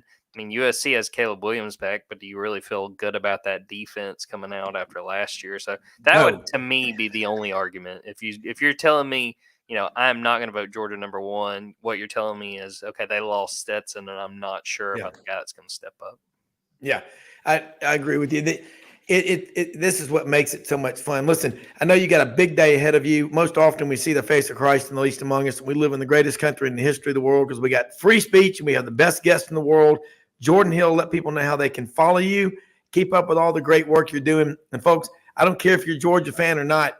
This guy says a lot, and what he says carries a lot of weight. He is connected the writers all over the country. Get on Twitter, follow him, whatever. But Jordan Hill, you're a credit to the profession. Appreciate that, Rob. Dogs247.com on Twitter at Jordan Davis Hill, on Twitter at Dogs247. So busy night ahead. Maybe get some pizza and sit by the TV, see what SEC Network's got to tell us. Hey, I think I can handle that. Now, Ham's beer. Hey, folks, have a great day. Until tomorrow, we are out of here. Thanks for listening.